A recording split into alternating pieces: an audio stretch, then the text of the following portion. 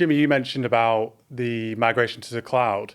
What did the early days of interaction analytics look like? Was that on-prem? How was that? It was Luke, It was me, yeah. So it was Luke hammering away, listening to calls and building categories. 15 and a half years ago, it was my first foray into speech analytics, and that was a project for a utilities company, and that was all around QA automation. So if you think at the time they had 6,000 or so agents, it was 190, I think, in the quality assurance team. So simply listening to calls and marking them. And the business case was built on automating as much of that process as possible and reducing the number of heads that were required to assess whether calls were compliant or not. That was difficult, is probably the kind of polite way to put that. I think Jimmy's referenced the idea that transcriptions weren't as accurate as they are today. The systems themselves required a lot of kind of on-prem hardware. And I think you had to be the size of 6,000 seats or so to actually develop a business case in the first place, because it was a 7-figure plus cost to the deployment. Right. Okay. And thankfully since then it's kind of moved on a fair amount. But Jimmy, I don't know what your first foray into speech was. Yeah, so there's a couple of different barriers as well. So it was exactly the same. I've never been a person who's got a lot of patience, and I've probably got worse as I've got older. But even back in the day, you needed to have like a tremendous amount of patience to do a speech analytics project. First of all, you've got the audio. Like, where do you get the audio from? If you're not using one of the big vendors who's already doing speech analytics, they don't want to give you access to the audio. So even just experimentation would cost you 50, 60, 70, 100, 120 grand for bulk extractive audio, something like that, which is crazy, which automatically gives you like a huge hurdle to go down. And then having, as a sort of an analyst, data scientist kind of person, then I've got to do transcription. Again, back in the day, you've got like Speechmatics was doing transcription. You've got Nuance just on its own. And, maybe you were starting to see some of the earlier transcription companies like Amazon Transcribe or Google Speech to Text just coming in maybe around then. But it was just difficult. So first of all, you had to get the audio. Then you had to find a way to transcribe it with a relative degree of accuracy. Then it was like, where do you put it? So I've been in contact centres.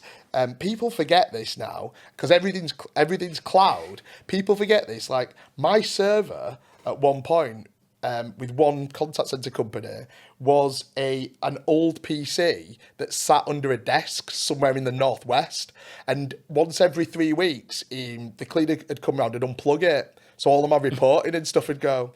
Now, Sounds secure. Yeah, it was super secure, super secure, super resilient. So anyway, so you'd have to put like a big sign on it going like, Edith, do not turn this machine on and plug in the Hoover. So that's fine that was fine for small data, but nobody talks about big data anymore. But interaction was like term. Everyone's talking about big data. Big data was interaction data. It was like keystroke data, speech analytics data, unstructured data, all these types of things. And where do you put it? Because it quickly fills up that server in Windows. So anyway, that's where it was like, well, where do you even put the data to just even be able to do something? And then once you put the data somewhere, how do you do the compute? Now, what speech analytics is great for is like really delving in at mass to like specific things in calls and deriving information, but it's super intensive from a compute point of view, from a PC. At the time, everything was on bits of tin. So you've got, and actually what's quite funny is everybody who's worked, before we even got into speech analytics, everybody who's worked on workforce management systems 15 years ago will know that if you had about 5,000 people on a WFM system, they ground to a halt because of the way that they were being used. And that's because it was on an old piece of tin that couldn't scale. Oh, I've got like 8 gig of RAM or something in it. Well, you tried to do really complex calculations, like moving people around, shift patterns and stuff.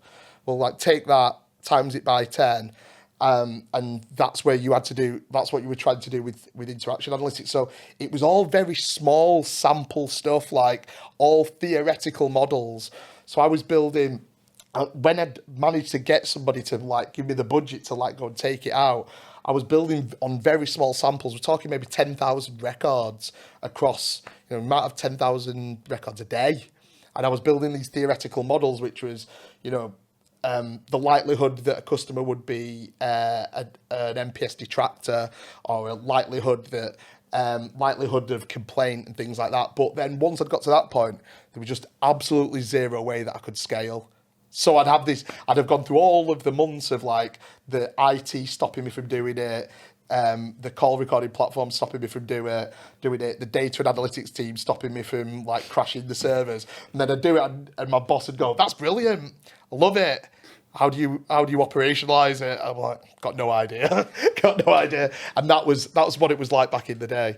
And it took a lot of iterations, maybe only until the last few years, to get beyond that.